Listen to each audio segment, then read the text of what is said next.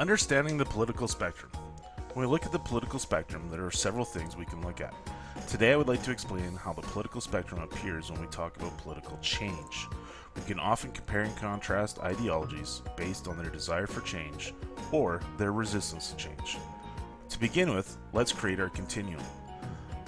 Like all spectrums of this sort, the center is identified as an area on the spectrum where moderate change is desired and accepted. In other words, slow progressive change are characteristics of ideologies located here.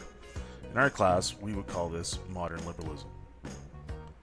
As you move to the left, the more the change is desired. If we go all the way to the extreme left, we will find ideologies that desire immediate change. Change is desired so much that practitioners of these ideologies are willing to use violence, war, and revolution to get the change they want. We often call the followers of these ideologies revolutionaries or radicals.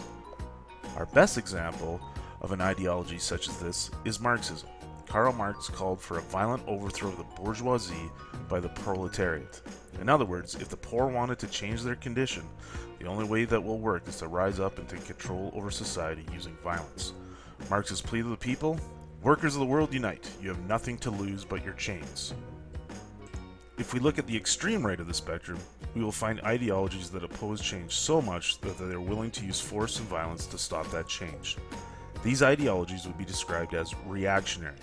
They never put change in motion, they react to it and they try to stop it.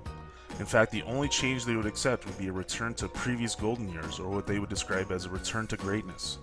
Fascism is a good example of this way of thinking.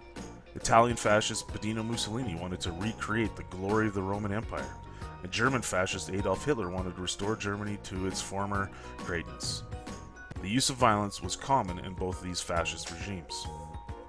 If we look at the areas between moderation and extreme, we will find different degrees of promotion or resistance to change. Conservatism is found on the right side of the spectrum. Conservatives appreciate tradition, maintaining the status quo, and avoiding as much change as necessary. On the left side of the spectrum, we can find democratic socialism. They push for rapid change, but within the confines of existing laws. Their goal of social equality is similar to Marxism, but they would never condone the use of violence.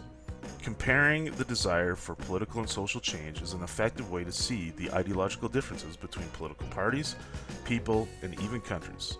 I hope this quick lesson has made things much clearer for you.